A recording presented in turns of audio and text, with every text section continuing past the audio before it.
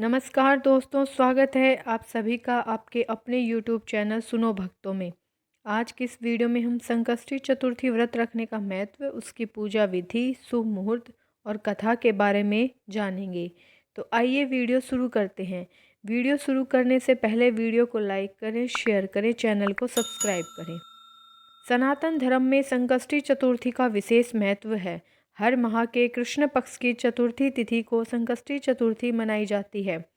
फागुन माह में कृष्ण पक्ष की चतुर्थी तिथि को द्विजप्रिय संकष्टी चतुर्थी के नाम से जाना जाता है। इस माह यह तिथि 28 फरवरी को है। इस खास अवसर पर भगवान शिव के पुत्र भगवान गणेश जी की पूजा अर्चना की जाती है। साथ ही शुभ कार्यों में सिद्धि प्राप्ति के लिए व्रत किया जाता है। मान्यता है कि ऐसा करने से साधक को शुभ फल की प्राप्ति होती है और गणपति बप्पा की कृपा सदैव बनी रहती है। आइए अब जानते हैं संकष्टी चतुर्थी का शुभ मुहूर्त। चतुर्थी तिथि के दिन भगवान गणेश जी की विधि पूर्वक पूजा और व्रत करने का विधान है। फागुन माह के कृष्ण पक्ष की चतुर्थी तिथि का आरंभ 28 फरवरी को रात 1:53 पर होगा और इसके अगले दिन यानी 29 फरवरी को सुबह 4:18 पर तिथि का समापन होगा। ऐसे में द्विजप्रिय संकष्टी चतुर्थी का व्रत 28 फरवरी बुधवार के दिन किया जाएगा। गणपति पूजा का समय सुबह 6:48 से सुबह 9:41 तक रहेगा। शाम की पूजा शाम 4:53 से शाम 6:20 तक की जाएगी। चंद्रोदय का समय रात 9:42 रहेगा। आइए अब इस व्रत को करने की पूजा विधि के बारे में जानते हैं।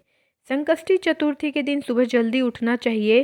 स्नान आदि के बाद साफ सुथरे कपड़े पहनने चाहिए। मंदिर की साफ सफाई करें। एक छोटी चौकी पर लाल कपड़ा बिछाकर गणेश जी की प्रतिमा स्थापित करें। अब गणपति बप्पा के समक्ष धूप दीप अर्पित करें। इसके बाद ही गणेश जी को लाल दुर्वा, सिंदूर, मोदक, सुपारी और इत्र चढ़ाएं। फिर गणेश मंत्रों का जाप करें और गणेश चालीसा का पाठ करें। अंत में गणेश जी के साथ सभी देवी देवताओं की आरती उतारें। पूजा समाप्त होने के बाद लोगों में प्रसाद वितरण करें। आइए अब जानते हैं इस व्रत को करने का महत्व क्या है। पौराणिक कथा के मुताबिक जब देवी पार्वती भगवान शिव से किसी बात को लेकर रूठ गई थी तो उन्हें मनाने के लिए भगवान शिव ने भी ये व्रत किया था।